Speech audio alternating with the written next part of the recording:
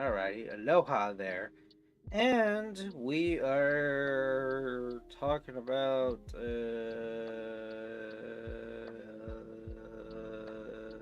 we're just talking about India, Tamil Nadu area nearby Sri Lanka, where we went through the Middle Kingdoms, and now we're under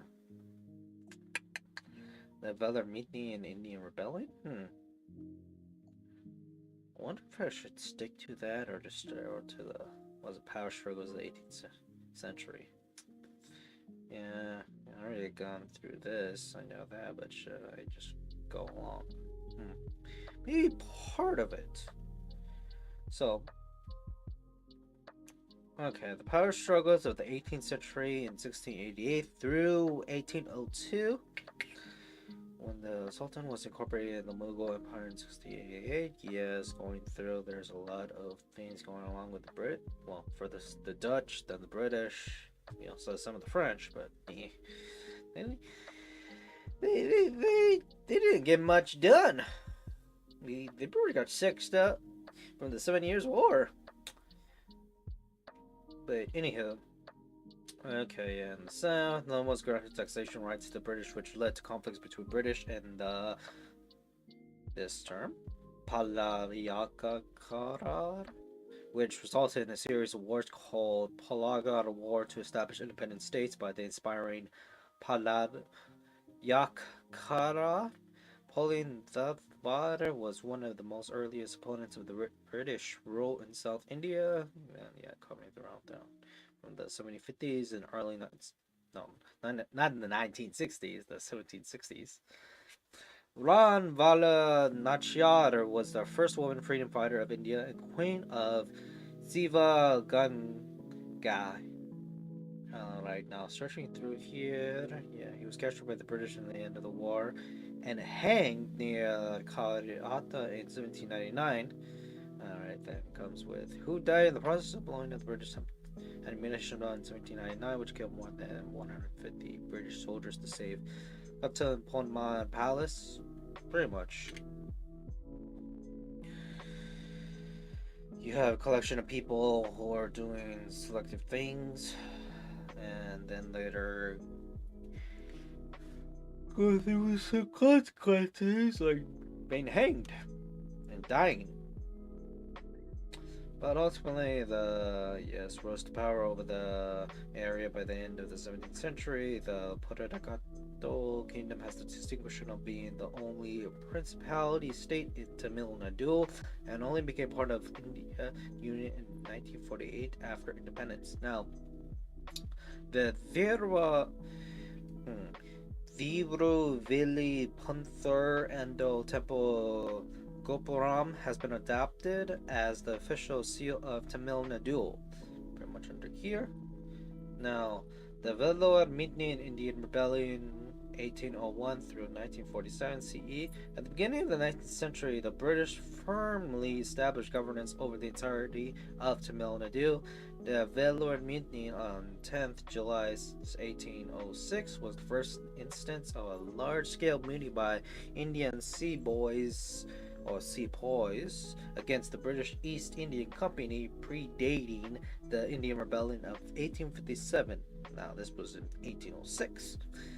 The revolt, which took place in Vellore, was brief, lasting one full day, but brutal as mutineers broke into the Vellore fort and killed over wounded 200 British troops before they were subdued by reinforcement by nearby Arcot. The British Raj was formed after the British Crown took over the control. Governors from the company in the remainder of the 19th century did not witness any native resistance until the beginning of the 20th century Indian independence movement. Now, administered by Governor George Harris, 1854 through 1859, measures to improve education, increase representation of Indians in administration, legislation, the Indian Councils Act, 1861 and 1909.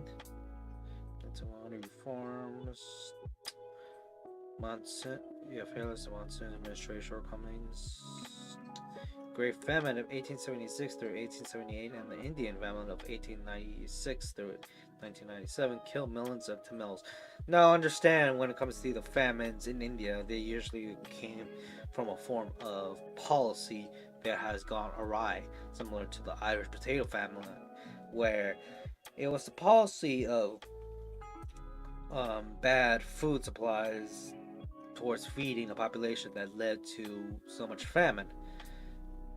This is a modern thing that happens, modern day famines from Ireland, India, and China, where they were created due to policies, governmental policies that occur.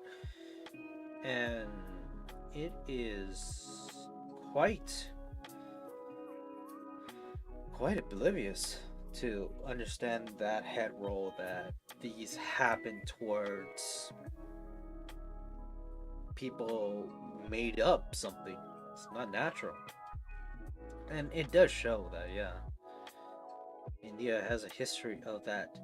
The famine led to the migration of many Tamil peasants as bonded laborers for the British to countries like Malaysia and Mauritius, which eventually formed present Tamil diaspora. Tamil Nadu provides admin struggles. Alrighty, to the males. Percentage of the members of the Indian National Army (INA), founded by Satish Chandra Bose to fight the British colonial rule in India. Lakshmi Lago from Tamil Nadu was a prominent leader of the INA, Rana of Janice Regiment. So this is going to be following around like World War II when it comes to India fighting with the British and other Commonwealth forces in the subcontinent alongside with the Japanese just to seek for independence. Now we're going to the headline, but it seems like they skipped part of it too to here. Okay, in 1916, Dr. Timinyan and Raparo Chetty released the non-Brahmin manifesto and helped form the Justice Party. Alright, let's get through this while making voice. In an organization that sought to reduce Brahmin domination of the civil service, the party won the Legislative Assembly elections. Alrighty, boycotted by the Congress around like 1921. This party implemented reservations, government jobs, and education for non-Brahmins. Okay, and stayed in power for 13 years, so from 1926 through the 1940s. The other main movement was self-respect movement of E.V. Ramvaman, better known as Periyar campaign for an end to what he saw an Aryan domination culture in life in Tamil Nadu. To this end, he became an advocate of rationalism and campaigned against the caste system, religion, and superstition. All three. Wow. But yeah, this also goes with the whole thing in World War II with India, where there was some strife in the support with the Allied and Axis powers, and even to an ideological sense, where many of the people who were into European fascism, pretty much Nazism from Germany, they sort of aligned themselves towards that ideology, especially when it comes to referring to the Asian Aryans, when it comes to the idea of Aryan ideology. So yeah, that comes to that part of India history in the Second World War. Further steps towards eventually self-rule was taken in 1935 when the British government passed the Government of India Act 1935. Fresh local elections were held in Tamil Nadu and the congressional parties. Power defeated in the Justice Party. In 1938, Periyar, along with C.N. Anandari, launched an agitation against the Congress ministry decision to introduce the teaching of Hindu in schools. Thereafter, the Justice Party was taken over by Panyar, who renamed it Dravdar Kazgaram and took it out of elections politics. The group became an advocate for a separate Nadu land of Jhandav during the discussions of the partition of India. post-independence, 1947 through present. When India became independent in 1947, Madras presidencies became Madras state, comprising present-day Tamil Nadu and coastal Andhra Pradesh, South Kannada district of Karnataka, parts of Kerala. The state was subsequently split into linguistic lines. In 1969, Madras state was named Tamil Nadu, meaning Tamil country. So wait a second.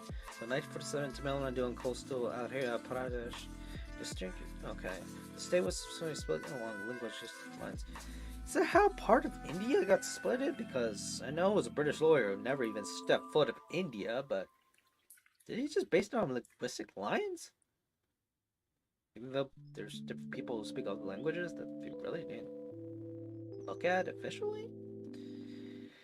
Man, it's pretty screwy.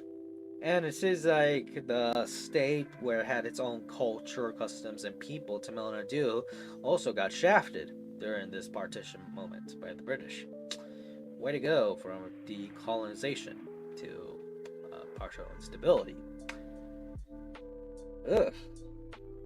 But now we're under geography. Oh yeah, let me look at any of the pictures. Okay, I already gone through that. There's even a wiki here. So next time I'll go over geography. So anywho, aloha.